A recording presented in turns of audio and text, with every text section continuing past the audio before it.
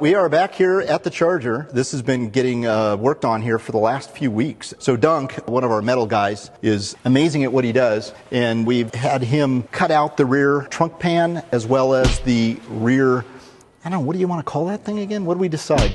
The deck panel. Deck panel, yeah. The rear window deck panel. That makes sense. I like that. Yeah. We've been making some great headway. Might as well just throw it in here right now. If you guys could please subscribe if you are not a subscriber, and give us a thumbs up if you like what you see. Please leave comments. We love comments. We actually read every single comment. And I know some people say that on their YouTube channels, but we actually read every single comment, and we love them. We think they're great. Get over it. Yeah. We're big boys. But it's been through sandblasting or bead blasting, and it's been primered. We have hung the fender that we replaced. The original fender's laying back here, but it had taken a little hit in the front and kind of put a bow in this fender. This bumper has been replaced at some point, and this entire reinforcement panel that makes up this bumper assembly has been replaced. And it required a little bit of work because it had a little bit of rusting at the bottom. Now, it hasn't been aligned properly yet. You could see that it's bowed out a little bit, and of course this door is going to need a little bit of metal work as well. We'll get on that next. And it's going to be black, so it has to be laser straight. We purchased a new rear deck panel, and that's been installed. The entire trunk panel has been fitted, and Dunk did a great job back here. You know, the little floor extensions were pretty solid. I mean, they weren't perfect, but we didn't want to replace them. We figured we'll just go ahead and grind those down, and you could see they're a little rough right there. Yeah, but that's not terrible. We no, it's not. Condition it, right? Yeah, we essentially just take a wire wheel to it and knock it all down. Also, the lower valance has been installed. Now, the bottom of the quarters, these were really good solid quarters right up until the very edge. So we ended up buying a kit that they sell, and of course, we tacked that in place, and we actually got a bead weld down there. So that's going to get grinded down, and of course we'll put some filler on it. This car is also going to get all new glass, which is kind of cool. What do you end up doing on the seam?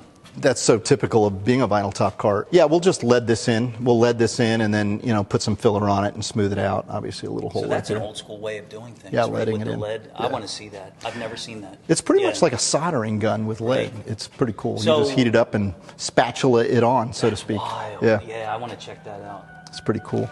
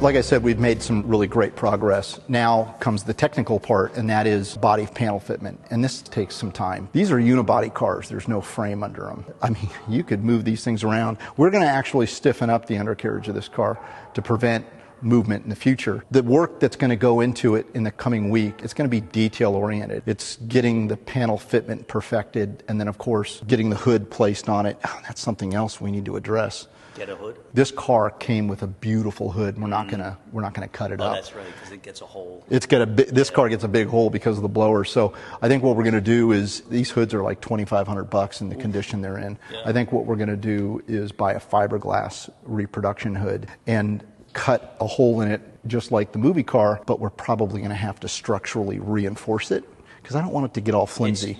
As soon as you cut that hole in there, it's going to be all blah, blah, blah.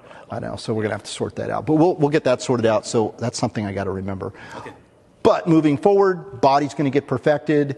It's going to probably take a week to get all the lower valance hung, and I've got to also source new rubbers because that's really crucial to have the new rubbers put on here when you're lining this bumper up. This being a 70, is that going to be hard? Because I know you said the body panels are really hard to get on a 70. You know, honestly, I haven't looked into these things. I'm pretty sure. I hope. I'm hoping that these parts are available. These little rubber fillers. Yeah. I'm sure they are. .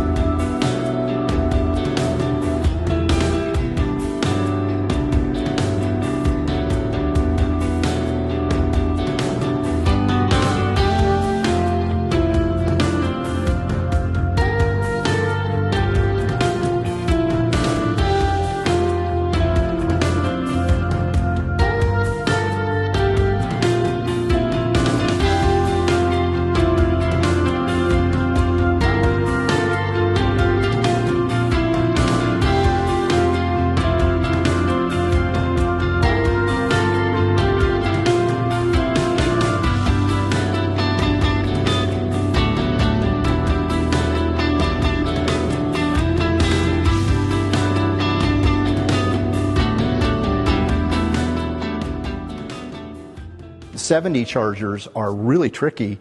AMD and a lot of other companies that manufacture aftermarket metal work or fenders and whatnot, they don't really do anything for a 70 model car. So 69s are readily available, and what a lot of guys do is, a 69 versus a 70, the marker lights are different. There's a lot of differences to them, and so what guys do is they'll buy a 69 brand new fender, and then they'll cut out the parts they need and weld it in. That's why we spent over $2,000 for this used fender that wasn't perfect, but it was pretty nice.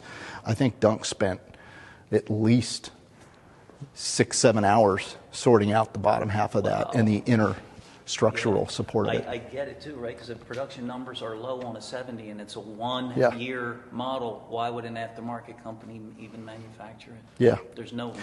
People, the diehard Mopar guys have been trying hard to get these companies to manufacture things for 70 cars, and no one's moved forward with it yet. So. It's going to be pretty much a ground-up restoration, but it's not going to be a rotisserie restoration. It'll likely go on that lift over there, and once it gets up in the air, we've already sandblasted the undercarriage. We're going to go ahead and paint the undercarriage of the car. It'll come off the lift, suspension will get hung on it, and then it'll go into the paint booth and get painted, and then, of course, all the drivetrain stuff will go in it. And this is a Road Runner. This is a 70 Roadrunner, correct? Not bad, James. Not bad. Yeah, good.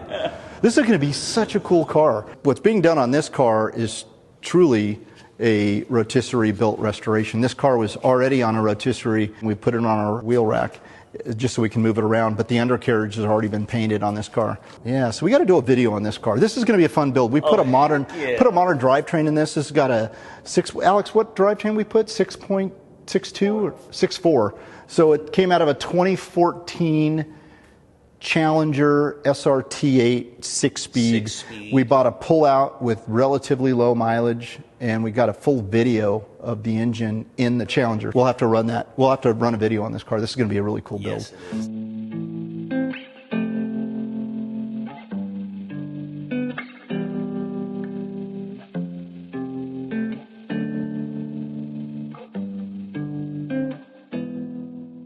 I'm hoping we'll have some answers from Joe maybe this week on where the engine stands. A lot more to follow on the Supra. We've got an update coming on that. We're just waiting for some fiberglass parts to come out of the molds. I wish we could show you guys more. I know you guys probably think, God, you guys yap and talk and talk. I really wish we could just get 20 guys and all of us just have all the parts land at our feet that Let's we do need. it. Do you have a magic wand? I mean, it would be so cool to get all this stuff done. And you know, our goal is to keep providing you guys with content on a pretty regular basis. And sometimes, because we're waiting for parts or we're waiting for something to happen, we got to do this. We got to sit in front of a car and talk about all the stuff we've done and then come back and talk about what we're going to do. So sorry, guys. Be patient. More to follow, guys. Stay tuned. Thanks for tuning in.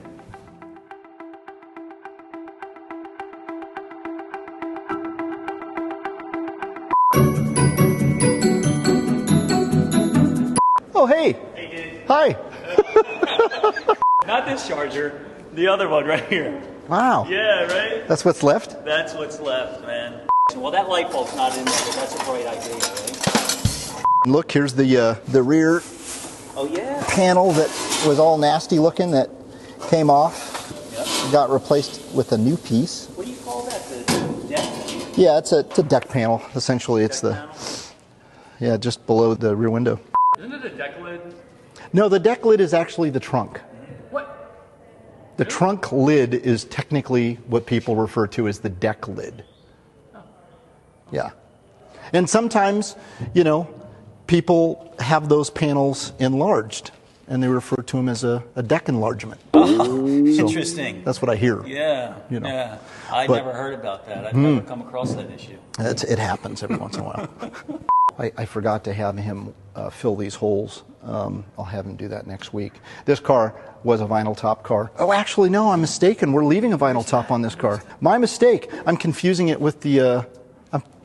No, actually, I am confusing it. The so bullet this car. does get a vinyl... No, this doesn't get a vinyl top. This is a solid black car. Yes. Okay, I'm confused because we have a 68 Charger that's part of the Bite the Bullet series, and that car is actually going to have a vinyl top on it. So too many Chargers. And then that B-body behind us, that Roadrunner, previously had a vinyl top, and we removed that top. That car is getting an SRT8 drivetrain. We're going to do another video on that car. That's going to be a really fun build. But It would have been funnier if you said, I'm confused because I'm old. Instead of I just, blaming you know, on I builds. hate always using that as an excuse. But you're It's justified. just, it's pure stupidity. It has nothing to do with age. So anyway, yeah, this car actually is going to have a vinyl top on it. No, stop. No vinyl top on this car. No vinyl top. Okay, so we're going to weld those holes up. Yeah. I'm telling you, it's stupidity. Yeah.